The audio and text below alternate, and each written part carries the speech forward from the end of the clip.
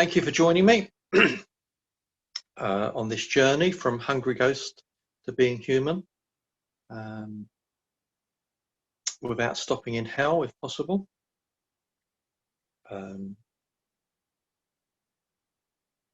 Wherever you are in the world, good evening, good afternoon, good morning. I just wanted to start with a recap of where we've been so far on this journey. So we started this journey with just a surrender to the truth of what is, and a commitment of some sort, a desire, a noble desire to move away from suffering, to move towards the end of suffering, and to make that movement out of compassion and not aversion. So seeing the truth of impermanence, seeing the truth or the fact of life is difficult, and seeing the truth of the fact that when we take things personally, it just causes a lot of pain. So our clinging, our attachment to a fixed, unchanging self is not always helpful. And the first step on our path to awakening, or our path to recovery, whatever that recovery is, whether it's a substance addiction, a compulsion, or simply a recovery from greed, hatred, and delusion. The first step is generosity.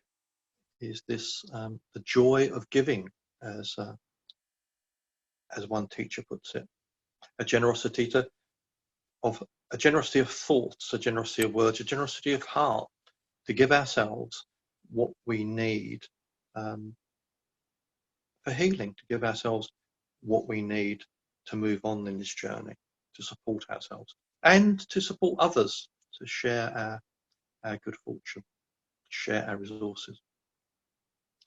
And one way that we're generous is in keeping or trying to live in harmony with the 5 precepts, trying to live in harmony with not harming anyone, not harming ourselves, trying to stay in harmony with the precept of being contented with what we have, and not indulging in taking things that haven't been freely given, not indulging in stealing. Being respectful of sexual relationships, and behaving responsibly in sexual relationship and our sexual matters. Speaking kindly, speaking truthfully, trying to avoid gossip and slander.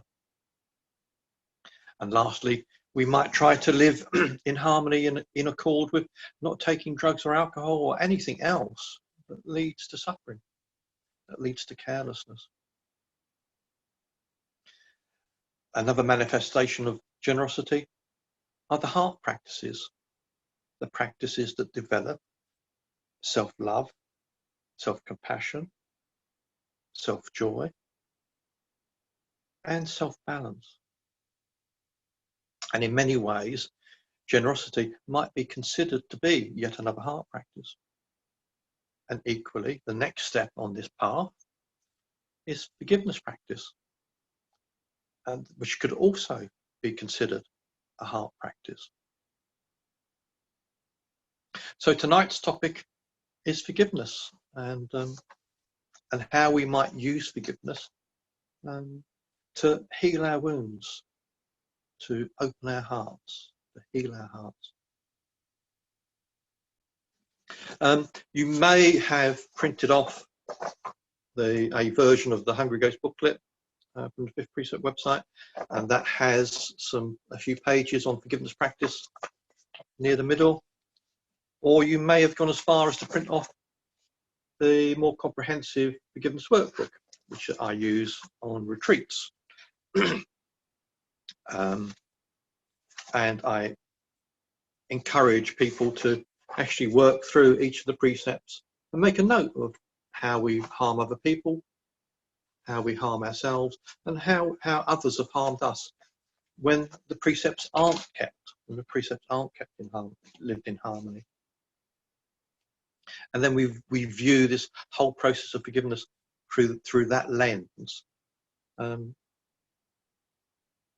So you can use this You know, I'm only going to give you a flavour of what this practice involves, and really it can take many sessions to completely work through and all of our past hurt and harm, both caused to us and caused by us.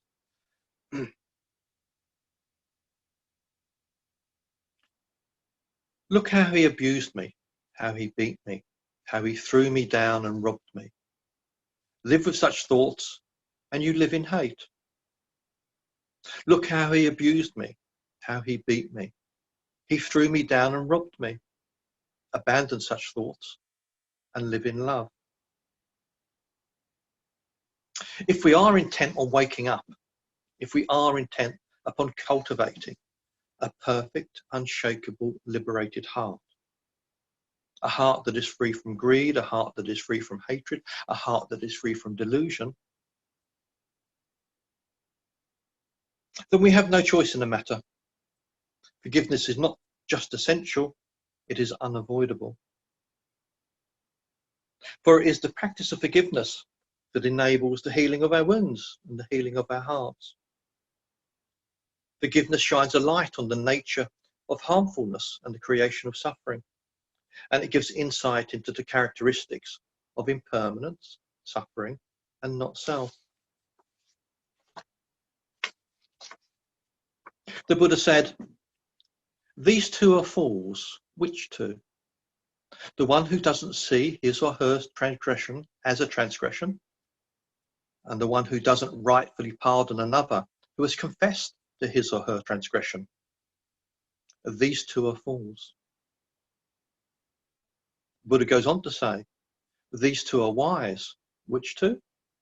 The one who sees his or her transgression as a transgression, and the one who rightfully pardons another who has confessed his or her transgression. These two are wise. In waking up to this life, we can be immobilized by a sense of guilt and shame about events that have happened in the past. Further, we can be immobilized by holding on to anger, hatred, ill will, and resentments. It can be very positive and beneficial to cultivate forgiveness, particularly in the early stages of waking up or recovering. We can learn to ask for forgiveness. We can learn to forgive ourselves. And we can also set the intention to forgive others. We can bring forward memories of things that have happened in the past in a way that is skillful, without re-traumatizing ourselves or anyone else. But it's important to be aware of the difference between guilt and remorse. In a Buddhist sense, guilt is unskillful, as it has the tendency to solidify into, I was a bad person, I am a bad person, and I'll always be a bad person. But remorse, on the other hand, is a skillful expression of personal regret, a regret for a thought, a word, or an act that we feel has caused ourselves or someone else suffering. Remorse acknowledges the harmful consequences of our actions. And remembering here that the word karma means action. So the harmful consequences of our karma, of our actions. So remorse views things in terms of cause and effect. What do I do and what are the effects? So remorse says that when there are these causes and these conditions, and when these choices are made, then results will follow. And then these results may cause suffering for me and for others. But remorse also says that under the same causes and conditions or similar causes and conditions, then I will make a different choice, a choice that doesn't lead to suffering. So there's a potential for change, a potential for not causing harm. So mindfulness-based remorse does not solidify into this negative self-view of guilty, but acknowledges and embraces the truth of impermanence, that we can and we do change. As Jeff Oliver says in his book, Forgiveness for Everyone, That was who I was. It's not who I am. It's not who I will be. I am changes. Sorry, I am changing, and I can forgive myself.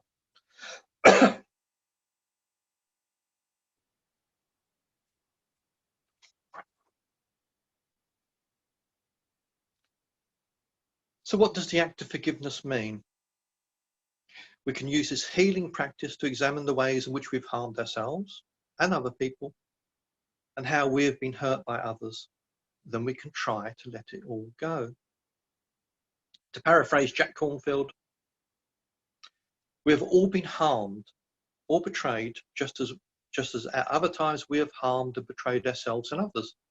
In understanding this practice, we set the intention to forgive, to ask for forgiveness, and to ask and extend forgiveness to ourselves. Our forgiveness does not condone harmful actions. While we may forgive, we do not forget. We may in fact say, never again will I allow this to happen.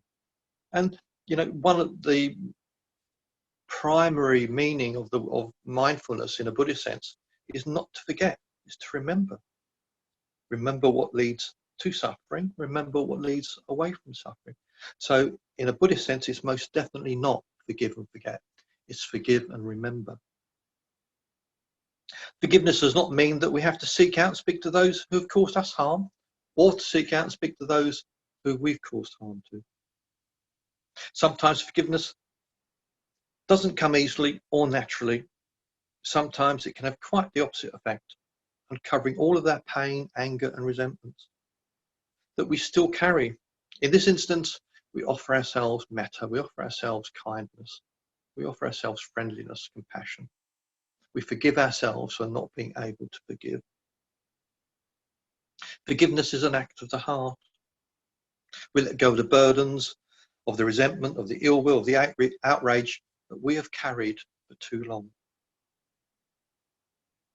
This process of forgiveness can't be rushed. You can't do it unless you're ready to do it, unless you're willing and able to do it. In some situations, in some circumstances, for those seemingly unforgivable transgressions, then maybe we'll never be able to forgive. But at least we can set the intention one day with this practice. I hope to be able to forgive everyone and everything. So it's okay. In the end, forgiveness will come as a relief. In the end, forgiveness will come as a release of the heart. We enter gently into this practice of forgiveness. It's a practice that can be done 100 times. Gradually, little by little, it will liberate us from the past and open our hearts to the present, letting us move on with our lives. On the Hungry Ghost 5-day retreat, we enter into this practice on 5 separate sessions, 1 session for each of the precepts. And it's just a practicing the practice, just to get a sense of how the practice might work, because it takes many sittings to work through this practice.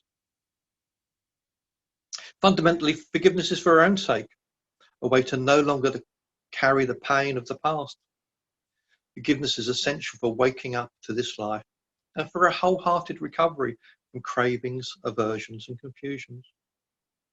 I might just note here that anger, if appropriate, and my personal viewpoint and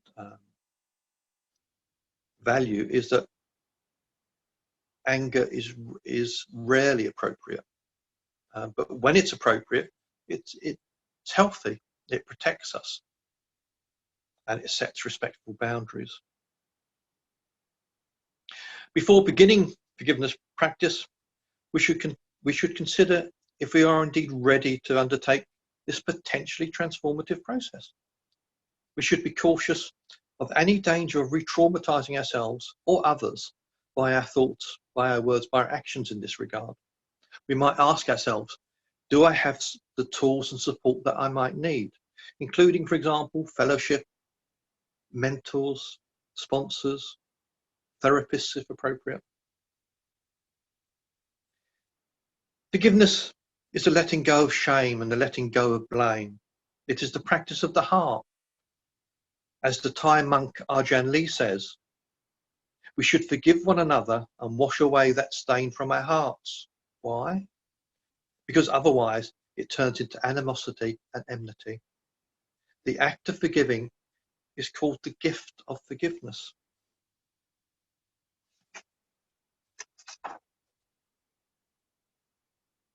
I think that forgiveness is not just an act of generosity, but it might also be considered to be a heart practice in and of itself.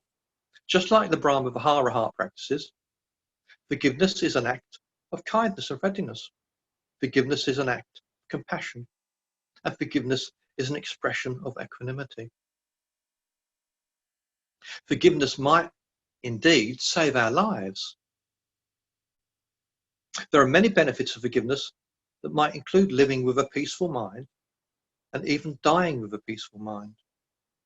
One clinical study suggests that in certain circumstances, when experiencing life-threatening health conditions, individuals who are unable or unwilling to forgive have a far greater risk of not surviving their illness. So the conditions for unforgiveness actually make people sick, and it keeps them sick. Another study found that of all cancer patients, 61% had forgiveness issues, and of those, more than half were severe.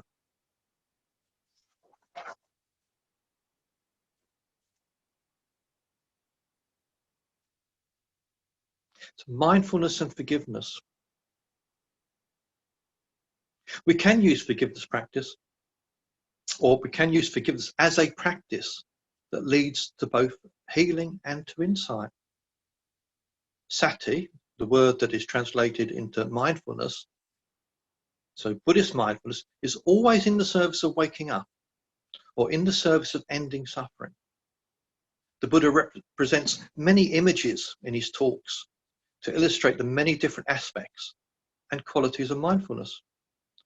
One of these images is one of my favorite images of mindfulness is the image of the surgeon's probe. The Buddha says, suppose that a man were wounded with an arrow, thickly smeared with poison. His friends and companions, kinsmen and relatives would provide him with a surgeon. The surgeon would cut around the wound with a knife, and then he would probe for the arrow with a probe. He would then pull out the arrow and extract the poison, leaving no residue behind.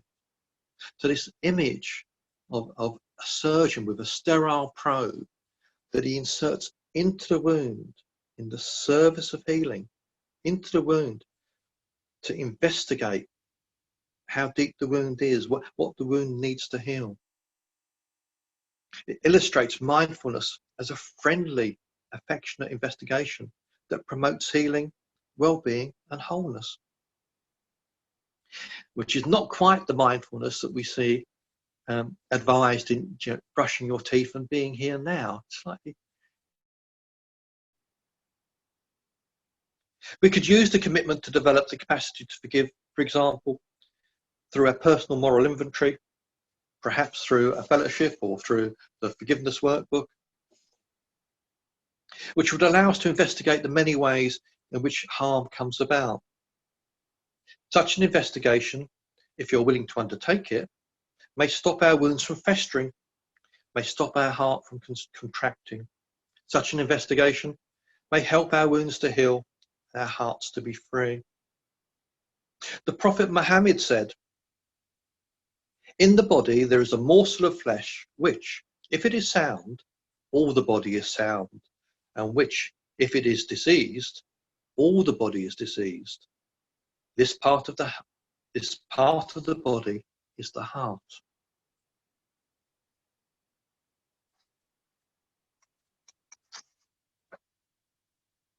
So we might remember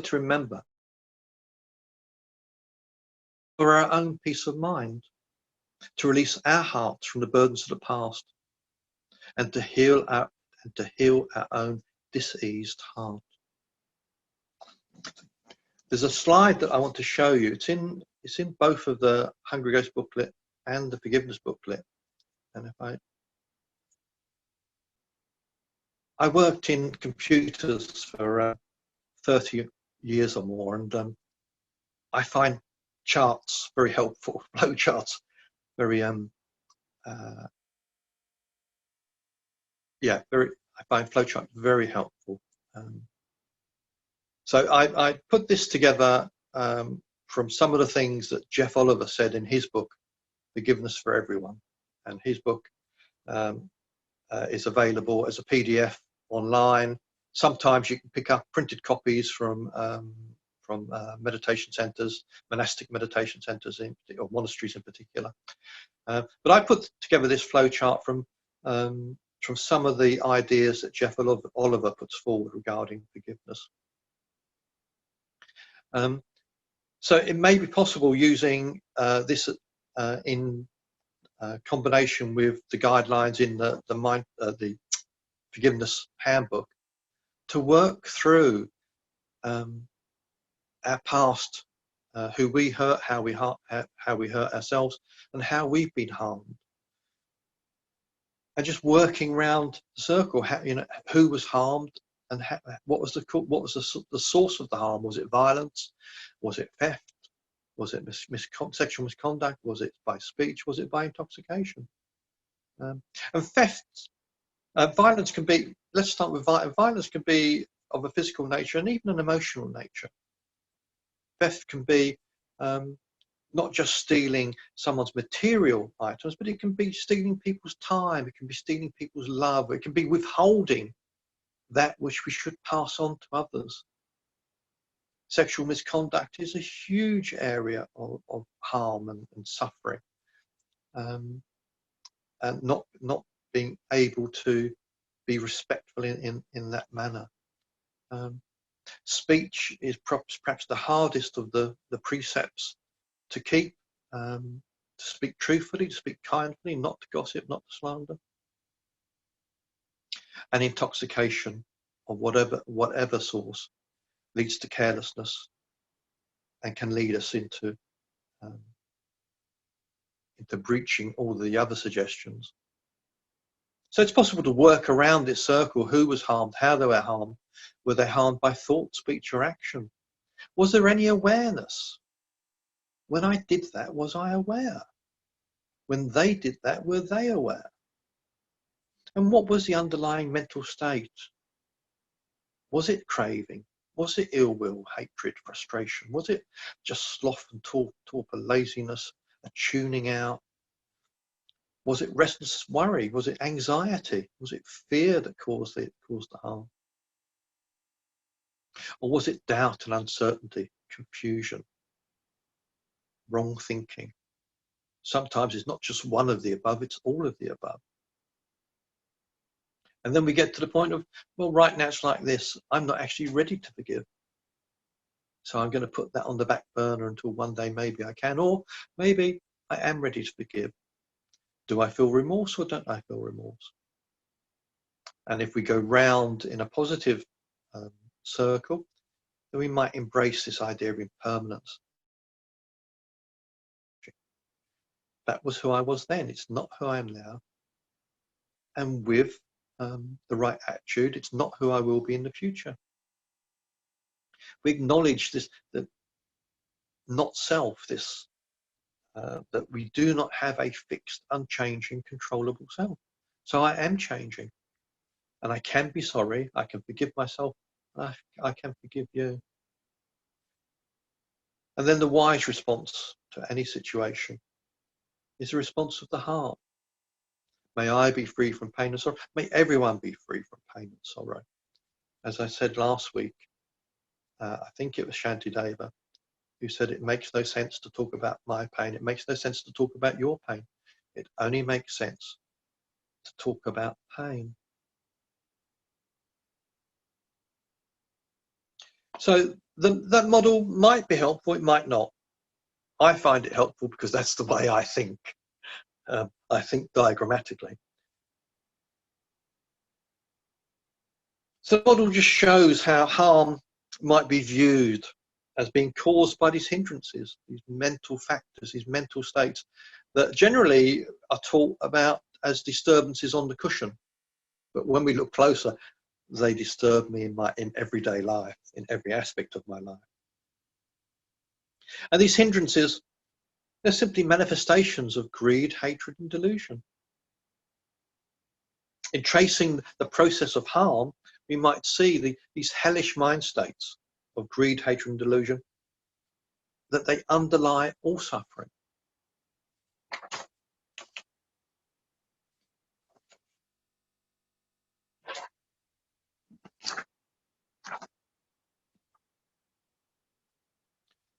In order for a practice to be an insight practice, the practice should provide insight into the three characteristics of existence. The practice of forgiveness can shine a light on these three characteristics. The characteristic of anicca, impermanence, the characteristic of dukkha, suffering or stress, and the characteristic of anatta, or not self. In terms of anicca or impermanence, the ever-changing arising and falling of causes and conditions. Everything is temporary, transient, impermanent. Everything changes. In terms of forgiveness, we can recognize that everyone has the potential to change. That was who I was. It's not who I am. It's not who I will be. Forgiveness practice in terms of dukkha or stress or suffering. We can see the nature of suffering for ourselves and for others, a universal source of suffering and a personal source of suffering. In terms of forgiveness, I might stop looking for something and someone to blame for my discomfort, for my pain, for my hurt. It's not helpful for me to look for someone to blame, something to blame. And from my own experience, it doesn't lead to a peaceful heart. Forgiveness as an insight to anatta, or not self. This truth of no fixed, unchanging, controllable self. In terms of forgiveness, we might see that very strong negative feelings, emotions, emotions solidify and contract around a sense of self. I really get a sense of self when I'm feeling threatened, when I experience strong emotions. If we check in with our heart mind, what is the narrative? What is the story we're telling ourselves? What does blame and unforgiveness protect me from? Whatever it's protecting me from, is that still valid? The self-identity of victim or perpetrator, do they still serve a purpose? Can I learn to drop those negative identities? What do I lose if I do drop them?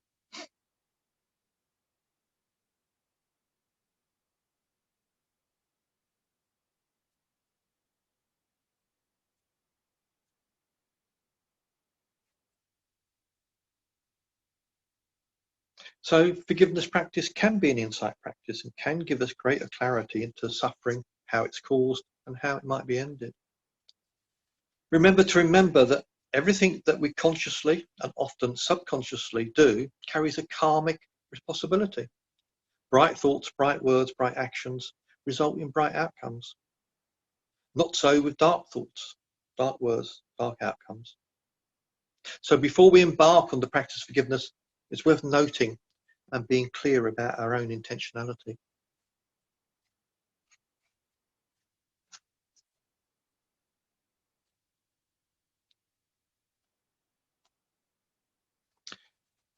In a short while, we'll do perhaps a 20-minute meditation on forgiveness. A forgiveness meditation, or what might be termed forgiveness bhavana. And just a side note about this idea, this distinction between meditation and bhavana.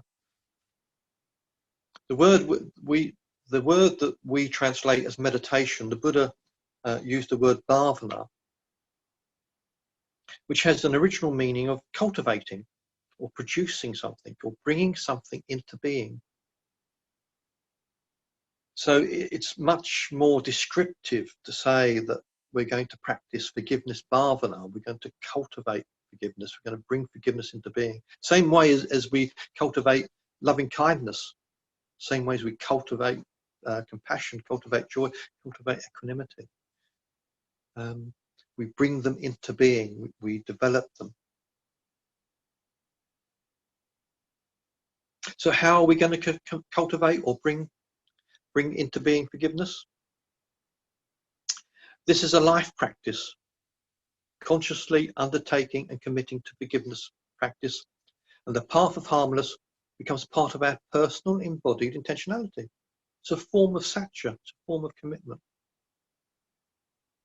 The noble desire to move away from suffering, to move away out of compassion, not out of aversion. But we can't do this until we're ready and willing. Even then, we should take baby steps to ease ourselves into the process with kindness, with compassion, and with equanimity. The practice that we're about to share views the process or the cultivation of forgiveness bhavana, through the lens of these 5 universal precepts. That is, to see the harm caused by not living in harmony with these ethical aspirations, refraining from harming ourselves or others by our thoughts, our words, our actions, refraining from taking anything that's not been freely given, refraining from sexual and sensual misconduct, refraining from false speech, harsh speech, gossip and slander, and refraining from alcohol and other drugs that lead to a lack of mindfulness.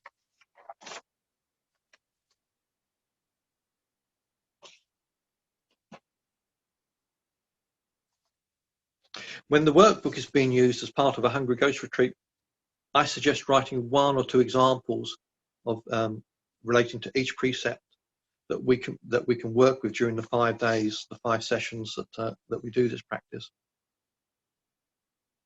But for us, because we'll be doing the whole practice in one go, I would suggest that you just sit back, you close your eyes. If you want to follow the words in the book, please do. Otherwise, just sit back and close your eyes and just let the whole practice flow over you. Just get a sense for how it might work.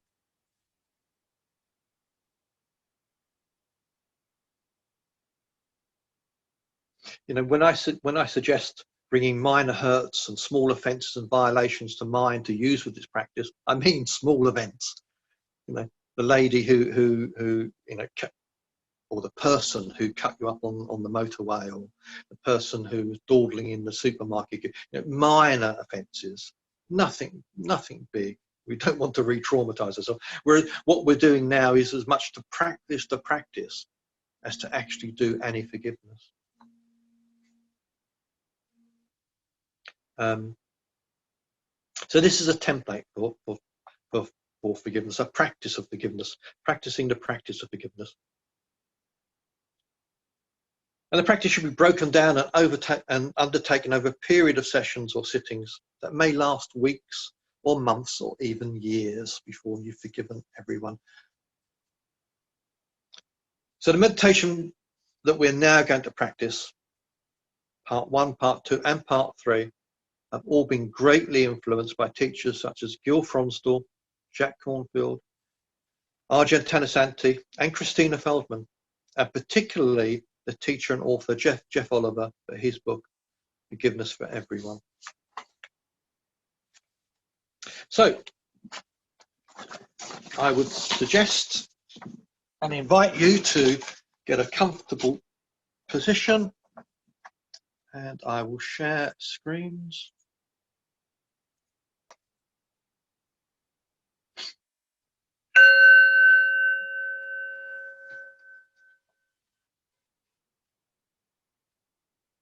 The first stage of our practice is to express remorse and forgive ourselves for the hurt and harm caused to others.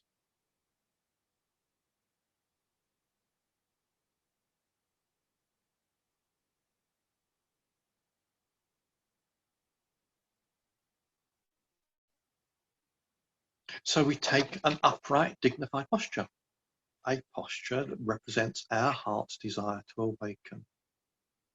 So upright, dignified, but at the same time, at ease, relaxed.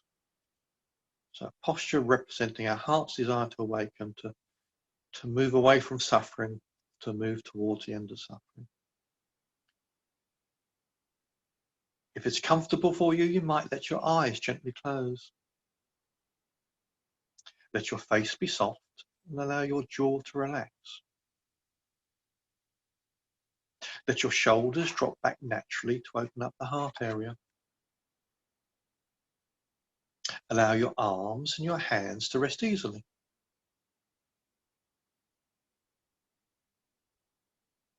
And feel yourself grounded and supported. Here amongst fellow travellers on the same road,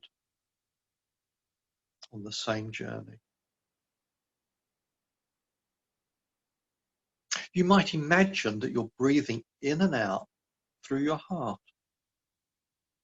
Wherever it is in your chest that you imagine your heart to be, take a very deep breath in through that place.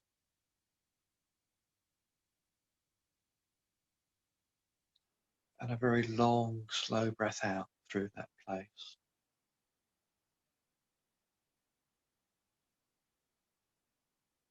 If it helps, you might want to place your hand on your heart, but it's not necessary. Perhaps one more time, a very deep breath in through the heart.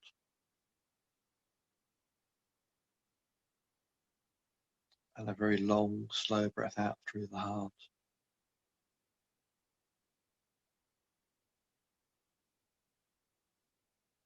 And then allow the breath just to settle down quite naturally.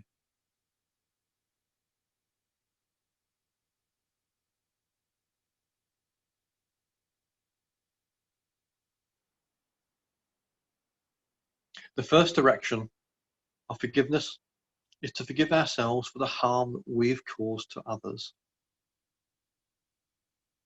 We recite the following phrases like a silent whisper at the back of our mind.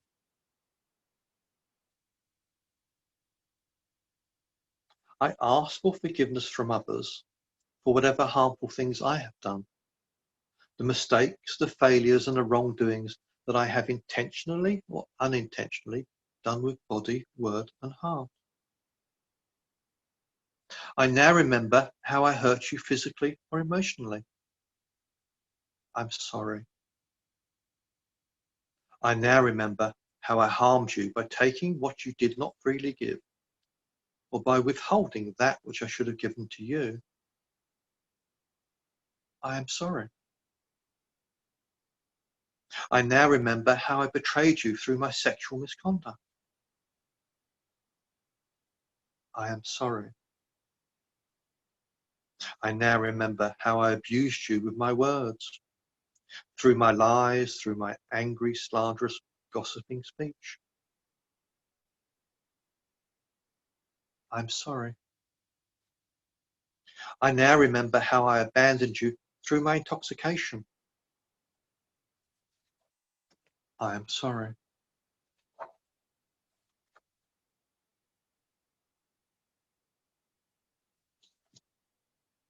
My actions, born out of my own pain, out of my fear, out of my hurt, out of my not knowing. But that was who I was then, not who I am now, and not who I will be in the future.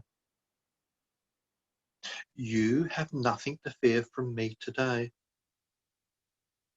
For the thoughts, for the words, for the acts of pain that I've inflicted upon you, I'm sorry. I forgive myself. For the harm that I caused you knowingly or unknowingly, I'm sorry. I forgive myself. For the sorrow that I caused you, I'm sorry. I forgive myself. We might just check in with our heart center to notice any feelings there of resistance or conflict. Are there blockages? Do we feel anger, hatred? Or do we surrender? Maybe you might find with this practice some relief, and even after some time, some release. What would it feel like if you could let go the self-view of wrongdoer?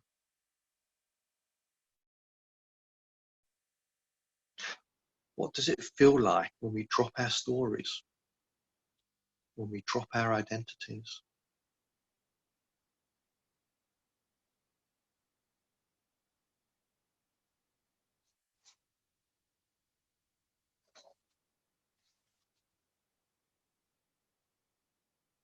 We'll go through that direction one more time. I ask for forgiveness from others for whatever harmful things I have done, the mistakes, the failures and wrongdoings that I have intentionally or unintentionally done with body, word and heart. I now remember how I hurt you physically or emotionally. I'm sorry. I now remember how I harmed you by taking what you did not freely give, or by my withholding that which I should have given to you. I'm sorry. I now remember how I betrayed you through my sexual misconduct. I'm sorry.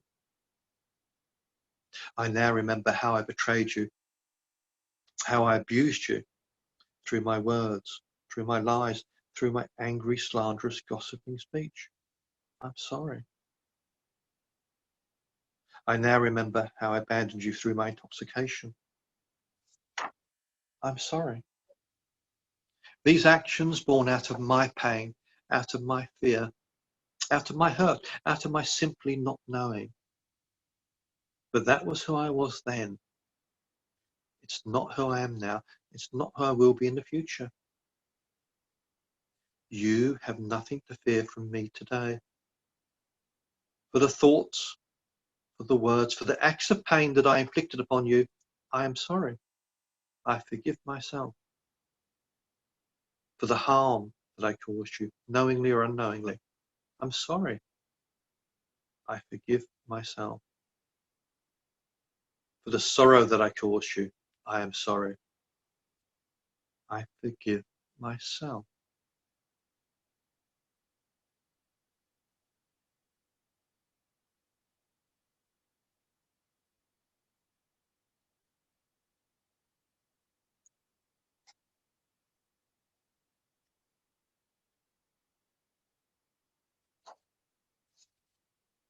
The second direction of forgiveness is to forgive ourselves for the hurt and harm we've caused ourselves. The hurt and harm that we've inflicted upon ourselves through our thoughts, through our words, through our words spoken and unspoken, and through our actions and inactions. As we continue to breathe in and out through the heart area, with our hand on our heart if it helps, we recite silently to ourselves. I ask for and I extend forgiveness to myself for whatever harmful things I've done to myself, the mistakes, the failures and the wrongdoings that I have intentionally or unintentionally done with body, word and heart. I now remember how I hurt myself physically or emotionally. I forgive myself. I now remember how I harmed myself by stealing from others or by withholding that which I should have given to myself. I forgive myself.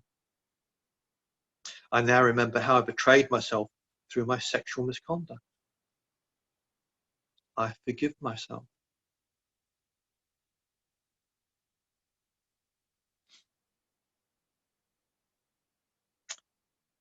I now remember how I abused myself through my words, through my lies, through my angry speech, through my words spoken and unspoken.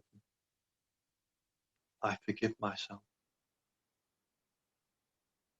I now remember how I abandoned myself through my intoxication, through my addictions, through my compulsions. I forgive myself. These actions born out of my pain, out of my fear, out of my hurt, out of my anger, out of my not knowing. But that was who I was then, not who I am now, and not who I will be in the future. I now ask for and I extend to myself a full and heartfelt forgiveness. I forgive myself for not understanding. I forgive myself for the mistakes of the past, for the thoughts, for the words, for the acts of pain that I inflicted upon myself. I offer myself forgiveness. For the harm that I caused myself knowingly or unknowingly, I offer myself forgiveness. For the sorrow that I've caused myself, I offer myself forgiveness.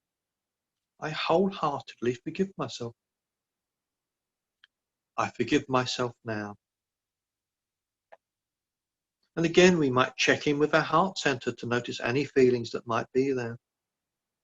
Is there resistance or conflict or blockages? Is there anger, hatred, or surrender? Again, maybe you'll find relief. Maybe you'll find some release. When we harm ourselves in these ways, we're both the perpetrator and the victim of our actions. What would it feel like to drop our narrative, to drop our stories? What would it feel like to drop our identity of perpetrator, victim? What do we have to gain by keeping those identities, by retelling those stories?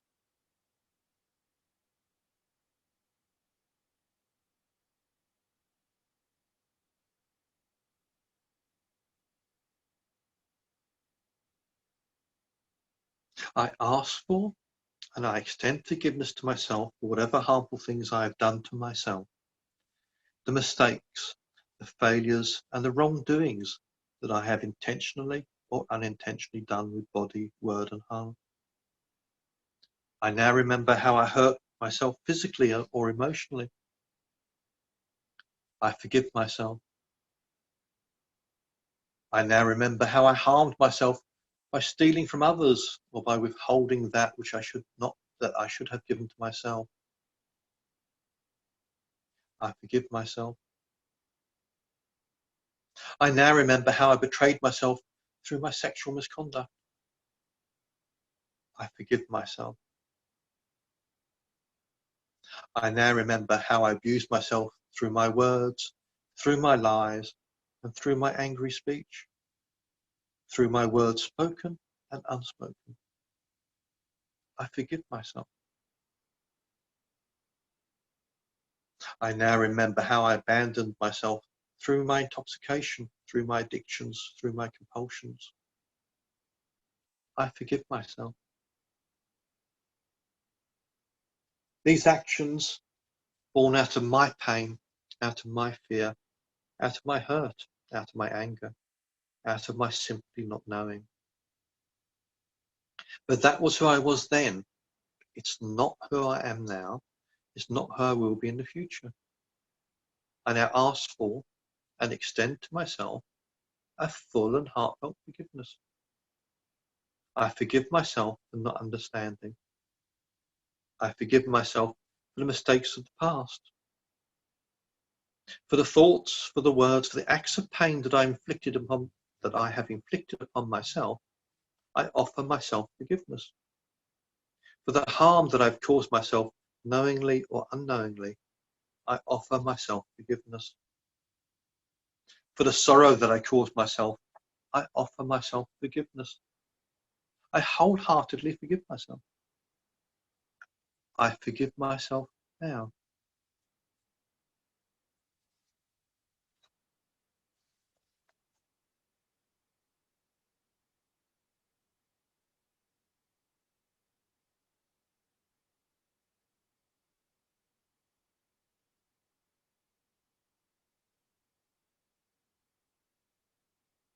The last direction of forgiveness is to forgive others for the hurt and harm that they've caused us.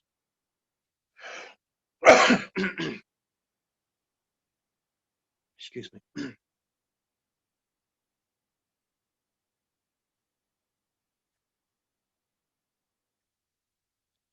To forgive those who have harmed us, to forgive those who have abused us, to forgive those who have abandoned us. Of course, there are some hurts that are just so large we may feel that we can never forgive them. But it is suggested that we place these hurts on the back burner and not let them overwhelm our practice. The Buddha suggests that the path to liberation is a gradual path. Path to freedom is a gradual path. We should only take on that which we can work with. We only take on that which we can manage. Those of us who have suffered the bigger wounds, the unforgivable hurts, and I would suggest that applies to every addict, we might simply set the intention that one day with this practice, with my Buddhist practice, I have an aspiration that I will be able to forgive that person, forgive that event. But right now, right here, I'm not ready. So having set the intention, we can let go of the expectation of when or where or how that forgiveness may come. So this final direction of forgiveness, we might start this practice just by bringing forward into the present moment the small hurts, the small slights, the petty betrayals, and the minor abuses. As we continue breathing in and out of our heart area, with our hand on our heart, if that helps, we recite silently to ourselves, as far as I'm ready and as far as I'm able, I forgive others for whatever harmful things they have done, the mistakes, the failures, and the wrongdoings committed intentionally or unintentionally with body, word, and heart. I now remember how you hurt me physically or emotionally. I offer you my forgiveness. I now remember how you harmed me by taking that which I did not give, or by your withholding that which you should have given to me. I offer you my forgiveness.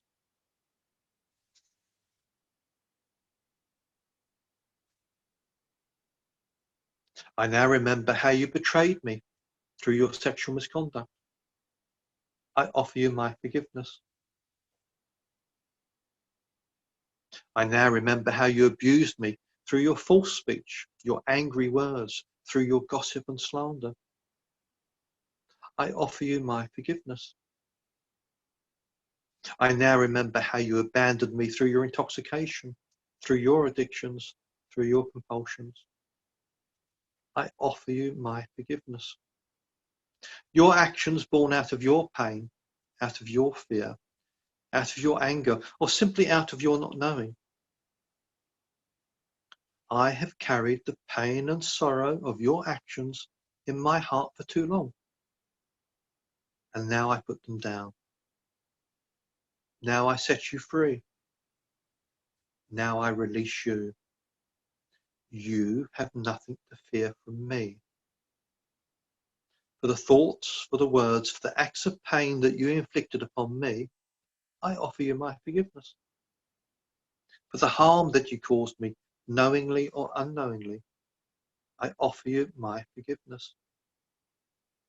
For the sorrow that you have caused me, I offer you my forgiveness. I forgive you now.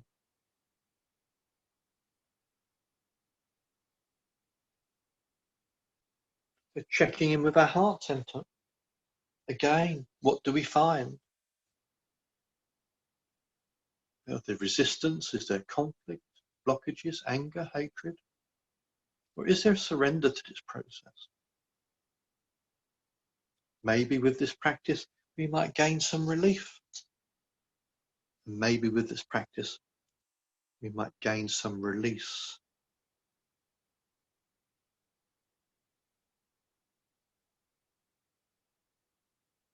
If we hold on to the self-identity of victim to these hurts, do we give power to them? What purpose does this self-view have? Is there a place for dropping our stories, letting go of our identities? Is that something we have to work towards?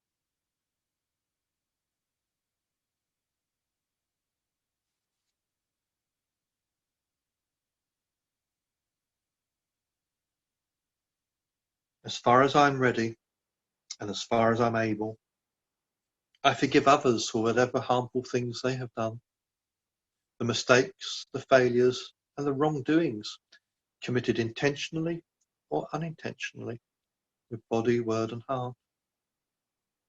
I now remember how you hurt me physically or emotionally. I offer you my forgiveness. I now remember how you harmed me by taking that which I did not freely give to you, or by your withholding that which you should have given to me. I offer you my forgiveness. I now remember how you betrayed me through your sexual misconduct. I offer you my forgiveness. I now remember how you abused me through your false speech, your angry words, through your gossip and slander. I offer you my forgiveness. I now remember how you abandoned me through your intoxication, through your addictions and through your compulsions. I offer you my forgiveness. Your actions born out of your pain, out of your fear, out of your anger, or simply out of your not knowing. I have carried the pain and sorrow of your actions in my heart for too long. And now I put them down. Now I set you free. Now I release you. You have nothing to fear from me. For the thoughts, words, and acts of pain that you inflicted upon me, I offer you my forgiveness. For the harm that you caused me, knowingly or unknowingly, I offer you my forgiveness. For the sorrow that you've caused me, I offer you my forgiveness. I forgive you now.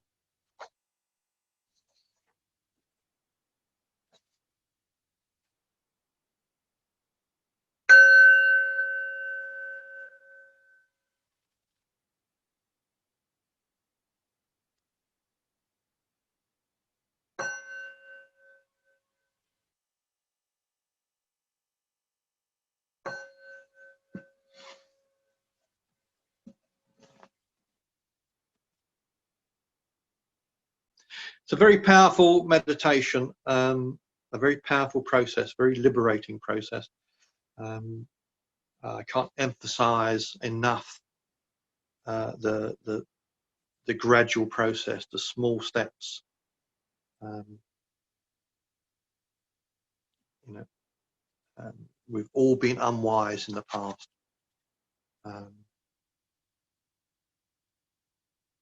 We've all made mistakes. Everyone is capable of change. No one is irredeemable. So, the cushion, as they say, the question cushion, is open, should anyone like to take it.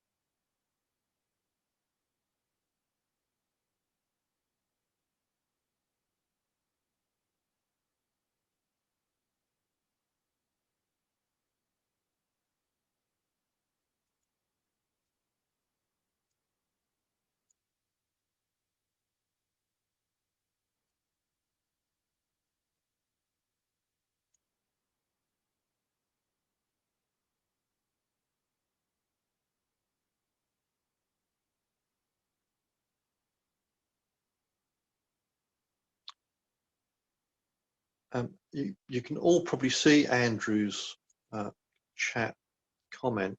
Andrew says that he wished he could have had that meditation when he first entered recovery many years ago, and I can't do anything other than agree with him. And the whole point, the whole motivation, the whole driving force behind the Fifth Precept group, behind Hungry Ghost retreats, behind my first endeavours of taking addicts to Thailand, was all about the early recovery, about helping people from the realm of the hungry ghost to being human without going through all the other hells.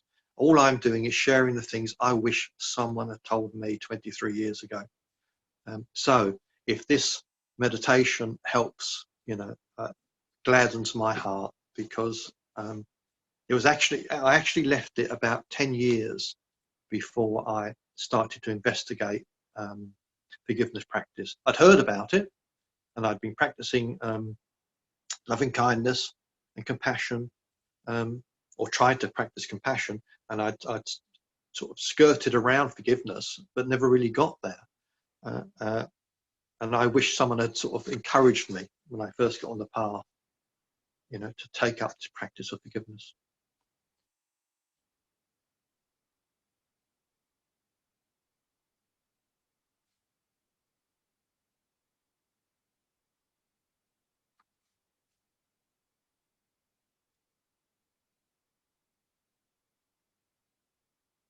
So feel free to ask any questions, either verbally or digitally in the chat box.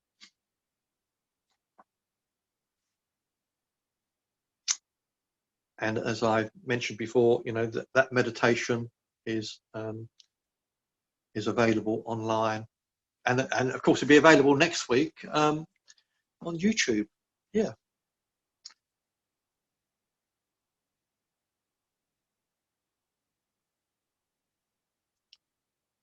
Every time I teach this this meditation, either a day retreat or a 5-day retreat, I always get asked, "Can I get that online?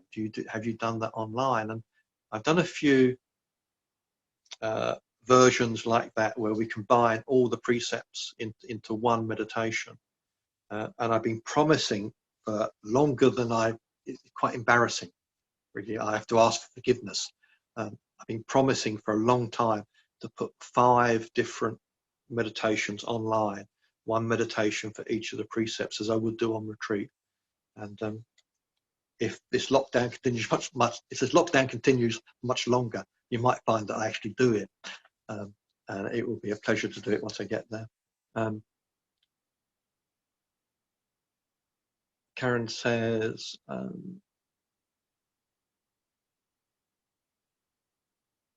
thank you, Karen, for your comments there. And resentments.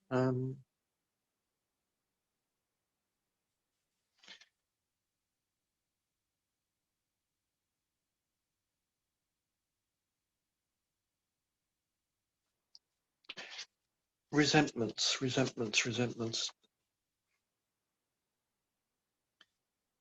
Whenever strong emotions arise, resentments, anger, ill will, either to ourselves or to others, and if we notice how these strong emotions solidify, they give rise to, and they solidify around a sense of self, a good self, a bad self.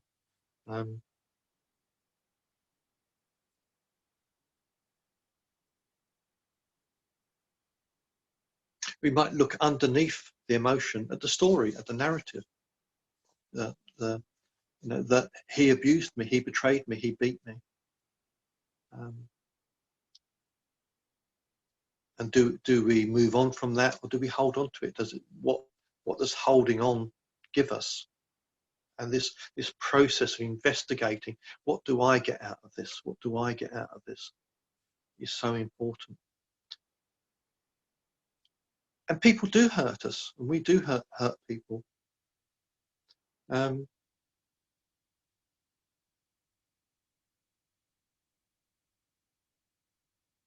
But everything changes. We change and they change. Everyone makes mistakes. Everyone makes mistakes.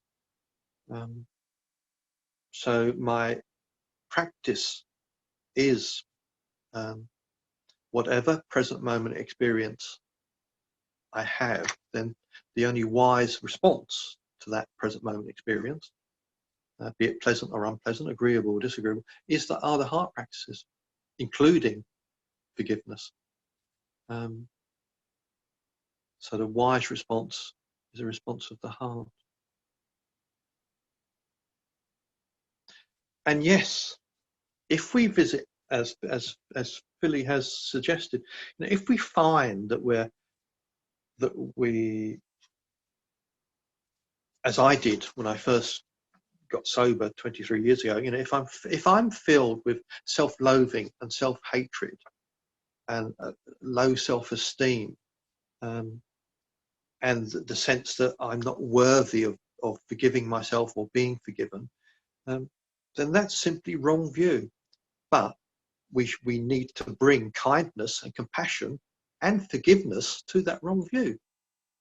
We simply don't understand yet. We simply don't see we're not yet skillful enough to see underneath it. What do I get by holding on to this view of unworthiness?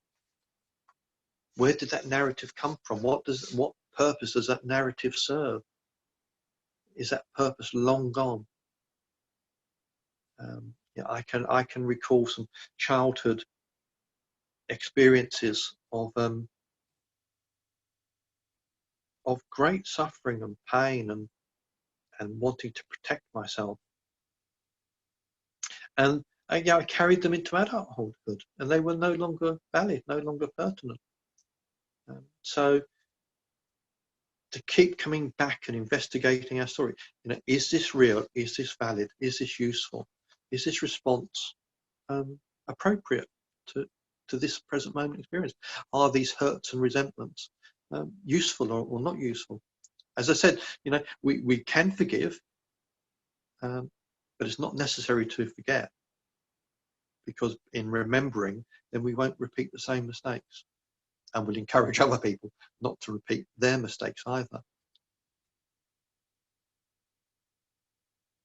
And if those hurts and harm, those seemingly unforgivable hurt and harm that we've suffered at someone else's hands, at someone else's actions, words, then it may be that, we'll go to the end of our life and never be able to forgive them. And that's okay. That's the way it is. As long as we don't cause harm, and we just acknowledge we can't, we're not ready, not able to offer forgiveness.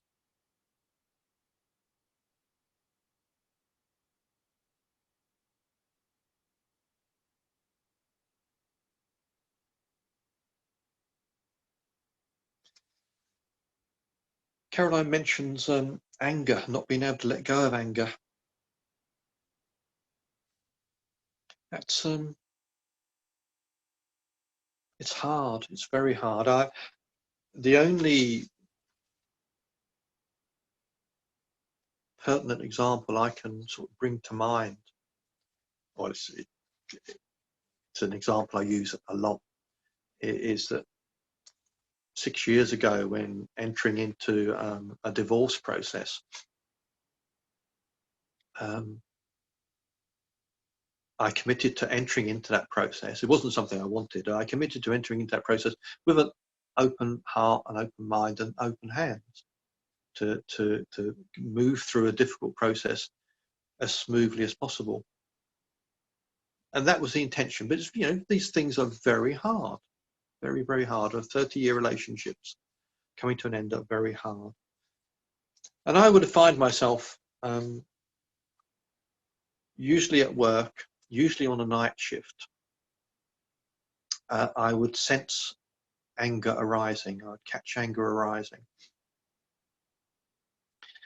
And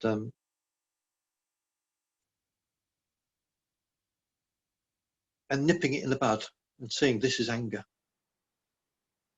And if I let this arise, if I play it out, it's going to take me to some very uncomfortable places. It can be very pleasing and pleasant to follow anger through in the I'm right, you're wrong mode.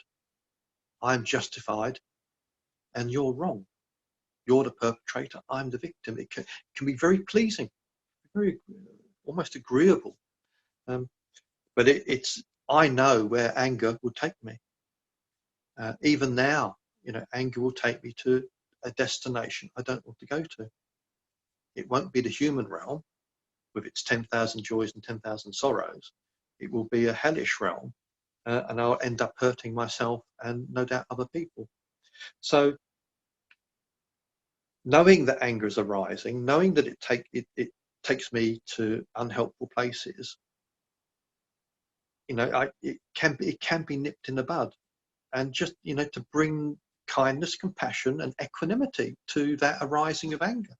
Right now, I'm angry, but not to play it out, and to bring some loving kindness into the situation, or some compassion, to redirect our thoughts somewhere else, to put it on the back burner, not to get on, as one monk describes this point of contact with our emotions is like a train coming into the station, and we can choose whether to get on the train or not get on the train. So if the anger train comes in and we get on it, make sure we get off at the next stop. Don't go all the way to the end of the line. Ideally, don't get on the train in the first place. Just see it coming and say, no, I'm going to let it pass. I hope that says something, Caroline. It's hard. Anger's there for a reason. But is it appropriate anger? What purpose does it serve? Is it solidifying around a sense of identity, a sense of victim, a sense of perpetrator? What is it, to investigate the story that's behind it, the narrative that's behind it. You're not bad for getting angry. And the skill is to look underneath it. Where's it taking me? What's this doing for me? What's the message here? I hope that helps.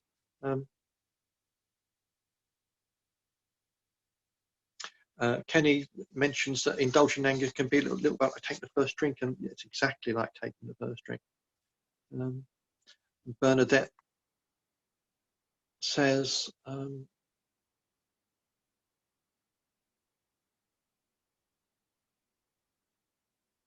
it's helpful to imagine what it's like to let go of victim mode, and it does put the intention in a different light, and it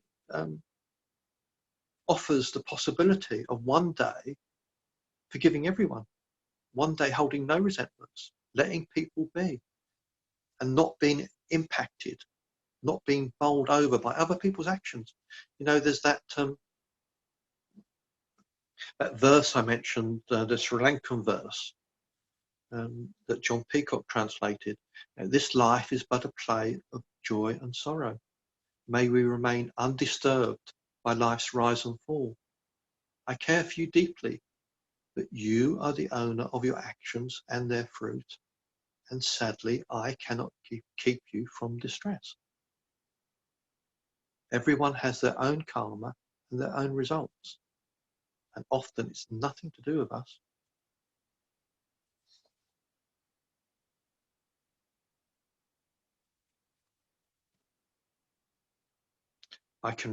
There's not a lot of time left, but I ramble a little bit. That I can recall, I started therapy a little while after stopping drinking with a Gestalt therapist, and I wasn't sure what about therapy, about talking therapy, about Gestalt therapy, so it's all a new experience to me. But the primary purpose of entering into that therapeutic relationship was to find someone to blame, to find something to blame. And now I can see that there's no one and nothing to blame. It wasn't my mum's fault. It wasn't my dad's fault. It wasn't their parents' fault. It wasn't my work's fault. It wasn't my wife's fault. It wasn't my fault. It just was as it was. I don't have to take life quite so seriously and quite so personally. Bad things happen, and to deal with them appropriately and move on.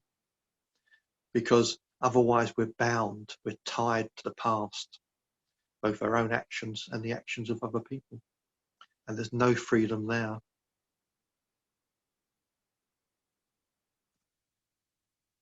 And just keeping an eye on the time. So there's still a little bit of time if anyone has a question.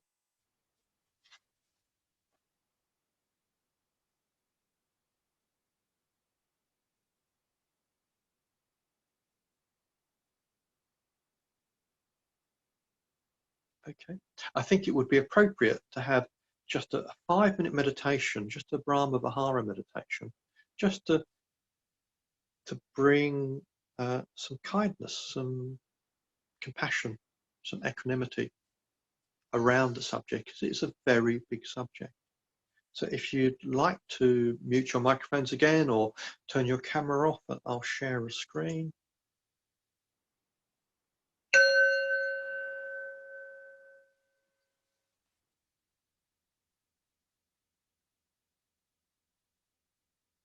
So just taking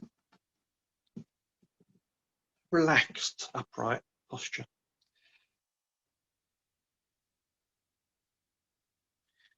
A deep breath in, perhaps through the heart, and a long, slow breath out through the heart. And once more, deep breath in through the heart, a long, slow breath out through the heart.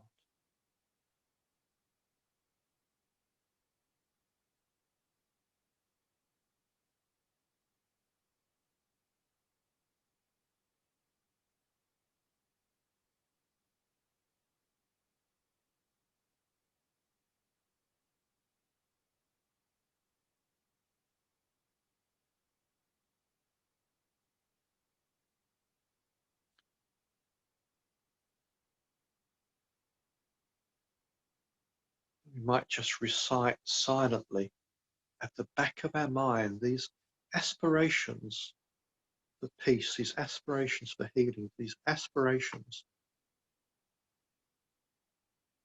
to be at ease in the world. May I find stillness in the midst of chaos.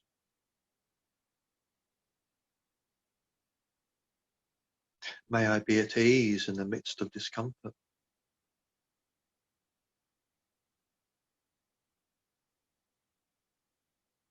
May I be safe and well in the midst of uncertainty.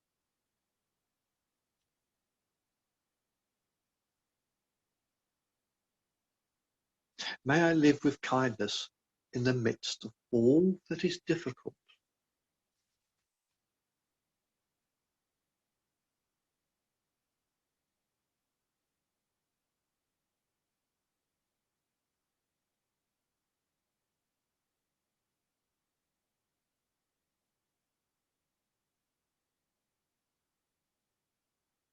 May I find stillness in the midst of chaos.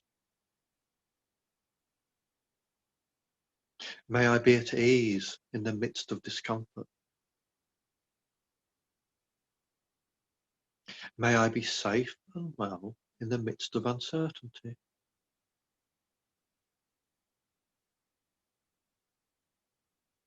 May I live with kindness in the midst of all that is difficult.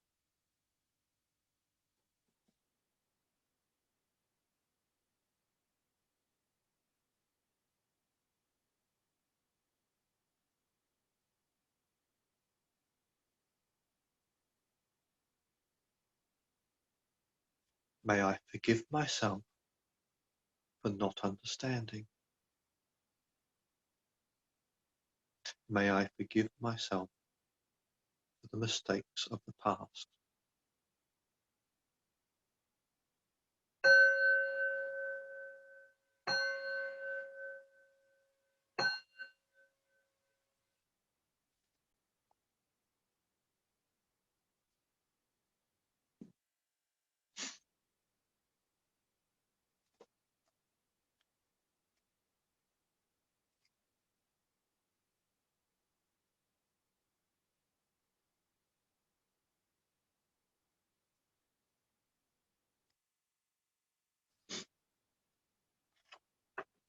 So, it's through the spirit and the practice of forgiveness that we can heal our wounds and heal our hearts. We can be freed from the past to live more fully in the present. We can radically change our lives for the better, here and now. Tara Brach says that forgiveness is a letting go of abusive blame, a movement from blame to compassion. Forgiveness is to move from aversion to kindness, the movement from reaction to response, from contraction to wholeness. If we can forgive, then we're letting go of anger, letting go of ill will, letting go of blame, letting go of resentments and judgments. And this is, in effect, a renunciation of greed, hatred, and ignorance. I'd just like to share a verse from the Dhammapada with you. It's been quoted by many people. I think Martin Luther King Jr. Quoted it. The Buddha says that hatred never ends through hatred. Only by non-hatred does it end. This is an ancient truth. So holding with care our pain, holding with care our hurt and our disappointments, honouring our lost childhoods and broken dreams, we might skillfully leave the past behind and move forwards, taking another step towards the ending of suffering, another step closer to finding that perfect, unshakable liberation of the heart. Thank you. Next week's theme is mindfulness and meditation.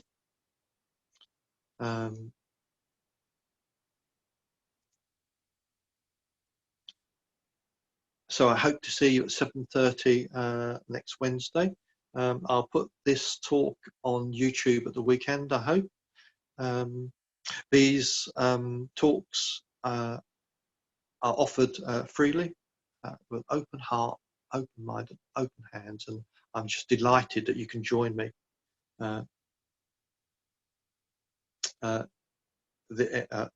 each week. And for anyone watching on YouTube in the next week or years in the future, I hope you get something from it. If you'd like to support these teachings and support my livelihood, you're very welcome to do so, but it's not an obligation, and the links are on the Hungry Ghost website or on the YouTube video. So thank you, everyone. If you'd like to unmute your microphone and say goodnight, you're more than welcome to. You don't have to. Just make sure you turn. Thank you, Vince. Thank you. Thank you very much, Vince. It's great night. To you, and I hope to see you all again next week. Absolutely. Thank you very much. Bye. Hope we all make it. Everybody. Thanks. Good night. Bye. Good night all.